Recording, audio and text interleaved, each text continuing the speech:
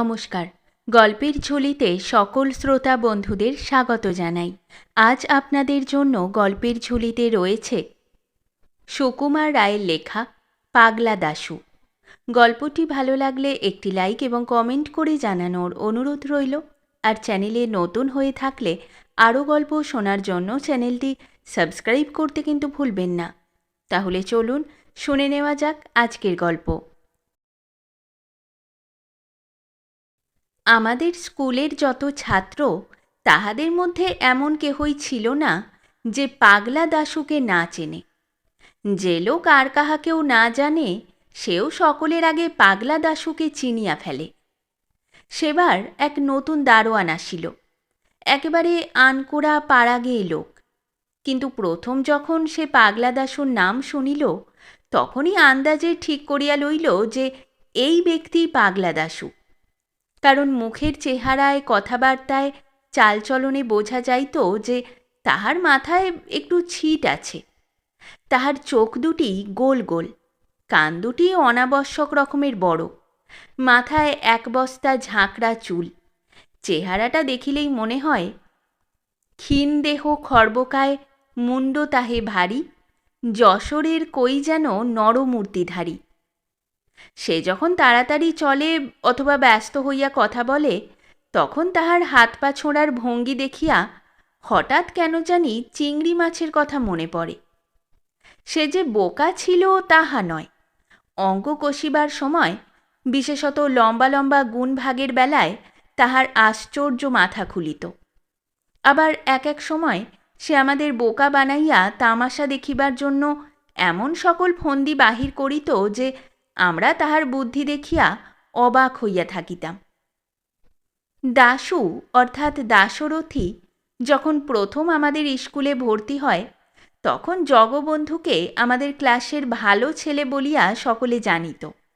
সে পড়াশোনায় ভালো হইলেও তাহার মতন অমন একটি হিংসুটে ভিজে বেড়াল আমরা আর দেখি নাই। দাশু একদিন জগবন্ধুর কাছে কি একটা ইংরাজি কথার মানে জিজ্ঞাসা করিতে গিয়াছিল। জগবন্ধু তাহাকে খামোখা দু কথা শুনাইয়া বলিল, আমার বুঝি আর খেয়ে দে কাজ নেই? আজ একে ইংরেজি বোঝাবো, কালোর অঙ্ক কষে দেব, পরশু আর একজন আসবেন আর এক ফরমাইশ নিয়ে, ওই করি আর কি। দাশু সাংঘাতিক চটিয়া বলিল, তুমি তো ভারী ছ্যাঁচড়া ছোট লোক। জগবন্ধু পণ্ডিত মহাশয়ের কাছে নালিশ করিল, ওই নতুন ছেলেটা আমায় গালাগালি দিচ্ছে। পণ্ডিত মহাশয় দাশুকে এমনি ধমক দিয়া দিলেন যে বেচারা একেবারে দমিয়া গেল। আমাদের ইংরাজি পড়াইতেন বিষ্টুবাবু। জগবন্ধু তাহার প্রিয় ছাত্র। পড়াইতে পড়াইতে যখনই তাহার বই দরকার হয়, তিনি জগবন্ধুর কাছেই বই চাহিয়া লন। একদিন তিনি পড়াইবার সময় গ্রামার চাহিলেন। জগবন্ধু তাড়াতাড়ি তাহার সবুজ কাপড়ের মলাট দেওয়া গ্রামারখানা বাহির করিয়া দিল। মাস্টার মশাই বইখানি খুলিয়াই হঠাৎ গম্ভীর হইয়া জিজ্ঞাসা করিলেন, বইখানা কার? জগবন্ধু বুক ফুলাইয়া বলিল, আমার। মাস্টার মশাই বলিলেন, নতুন সংস্করণ বুঝি? বইকে বই একেবারে বদলে গেছে। এই বলিয়া তিনি পড়িতে লাগিলেন, যশবন্ত দারোগা, লোমহর্ষক ডিটেকটিভ নাটক। জগবন্ধু ব্যাপারখানা বুঝিতে না পারিয়া বোকার মতো তাকাইয়া রহিল। মাস্টার মশাই বিকট রকম চোখ পাকাইয়া বলিলেন, এইসব জ্যাঠামি বিদ্যে শিখছ বুঝি? জগবন্ধু আমতা আমতা করিয়া কি যেন বলিতে যাইতেছিল, কিন্তু মাস্টার মশাই এক ধমক দিয়া বলিলেন, থাক থাক, আর ভালো মানুষই দেখিয়ে কাজ নেই, ঢের হয়েছে। লজ্জায় অপমানে জগবন্ধুর দুই কান লাল হইয়া উঠিল। আমরা সকলেই তাহাতে বেশ খুশি হইলাম। পরে জানা গেল যে এটি দাশু ভায়ার কীর্তি। সে মজা দেখিবার জন্য উপক্রমণিকার জায়গায় ঠিক ওইরূপ মলাট দেওয়া একখানা বই রাখিয়া দিয়াছিল। দাশুকে লইয়া আমরা সর্বদাই ঠাট্টা তামাশা করিতাম এবং তাহার সামনেই তাহার বুদ্ধি ও চেহারা সম্বন্ধে অপ্রীতিকর সমালোচনা করিতাম। তাহাতে একদিনও তাহাকে বিরক্ত হইতে দেখি নাই। এক এক সময় সে নিজেই আমাদের মন্তব্যের উপর রং চড়াইয়া নিজের সম্বন্ধে নানা রকম অদ্ভুত গল্প বলিত। একদিন সে বলিল, ভাই, আমাদের পাড়ায় যখন কেউ আমসত্ত্ব বানায় তখনই আমার ডাক পড়ে, কেন জানিস? আমরা বলিলাম, খুব আমসত্ত্ব খাস বুঝি?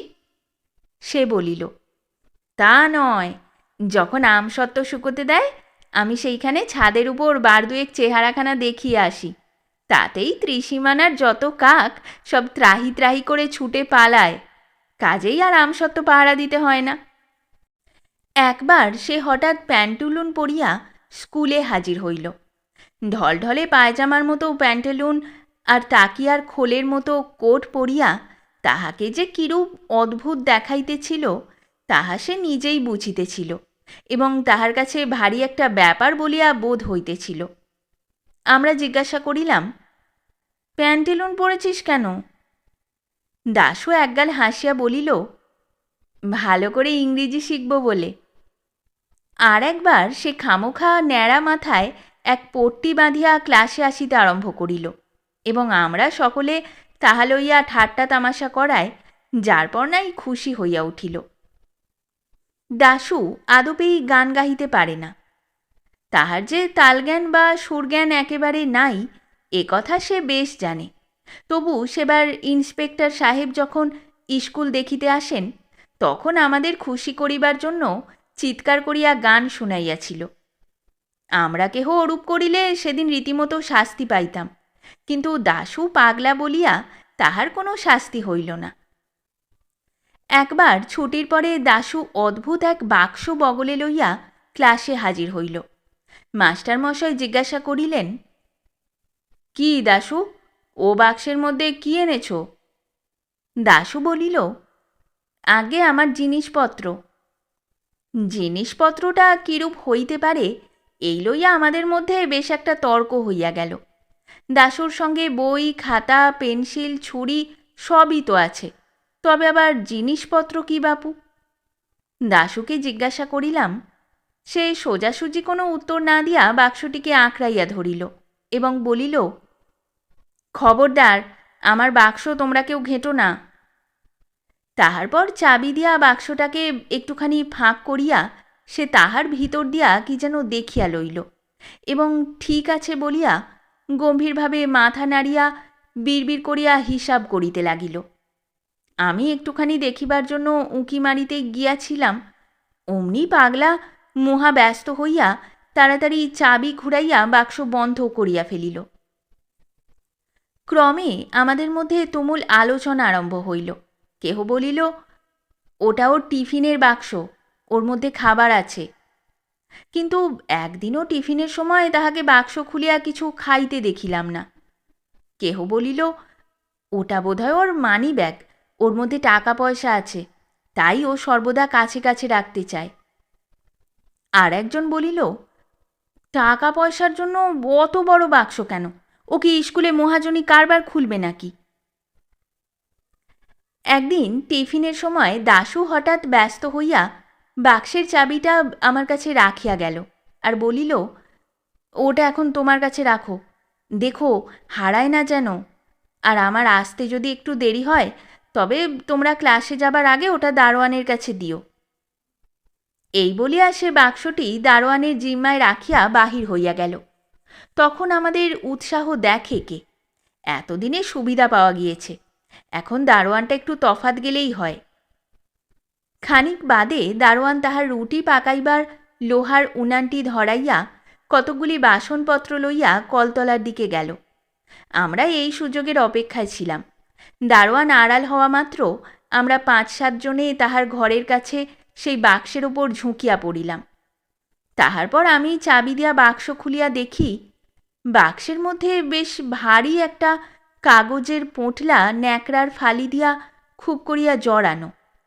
তাড়াতাড়ি পোঁটলার প্যাঁচ খুলিয়া দেখা গেল তাহার মধ্যে একখানা কাগজের বাক্স, তাহার ভিতরে আর একটি ছোট পোঁটলা। সেটি খুলিয়া একখানা কার্ড বাহির হইল। তাহার এক পিঠে লেখা, কাঁচকলা খাও, আর এক পিঠে লেখা, অতিরিক্ত কৌতূহল ভালো নয়। দেখিয়া আমরা উহার মুখ চাওয়াচাওয়ি করিতে লাগিলাম। সকলের শেষে একজন বলিয়া উঠিল, যেমনভাবে বাঁধা ছিল তেমনি করে রেখে দাও, সে যেন টেরও না পায় যে আমরা খুলেছিলাম, তাহলে সে নিজেই জব্দ হবে। আমি বলিলাম, বেশ কথা, ও আসলে পরে তোমরা খুব ভালো মানুষের মতো বাক্সটা দেখাতে বলো, আর ওর মধ্যে কি আছে সেটা বারবার করে জানতে চেও। তখন আমরা তাড়াতাড়ি কাগজপত্রগুলি বাঁধিয়া আগেকার মতো পোঁটলা পাকাইয়া বাক্সে ভরিয়া ফেলিলাম। বাক্সে চাবি দিতে যাইতেছি, এমন সময় হো হো করিয়া একটা হাসির শব্দ শোনা গেল। চাহিয়া দেখি, পাঁচিলের উপরে বসিয়া পাগলা দাশু হাসিয়া কুটুকুটি। হতভাগা এতক্ষণ চুপি চুপি তামাশা দেখিতেছিল। তখন বুঝিলাম আমার কাছে চাবি দেওয়া, দারোয়ানের কাছে বাক্স রাখা, টিফিনের সময় বাহিরে যাওয়ার ভান করা, এ সমস্ত তাহার শয়তানি। খামোখা আমাদের আহাম্মক বানাইবার জন্যই সে মিছামিছি কয়দিন ধরিয়া ক্রমাগত একটা বাক্স বহিয়া বেড়াইয়াছে। সাধে কি বলি পাগলা দাশু? শেষ হলো আমাদের আজকের গল্প। গল্প পাঠে এবং বিভিন্ন চরিত্রে আমি তৃষিতা। গল্পটি ভালো লাগলে লাইক এবং শেয়ার করে দেবেন, আর চ্যানেলে নতুন হয়ে থাকলে আরও গল্প শোনার জন্য চ্যানেলটি সাবস্ক্রাইব করতে কিন্তু ভুলবেন না। খুব তাড়াতাড়ি নতুন একটি গল্প নিয়ে ফিরে আসব। সকলে ভালো থাকুন, শুনতে থাকুন গল্পের ঝুলি।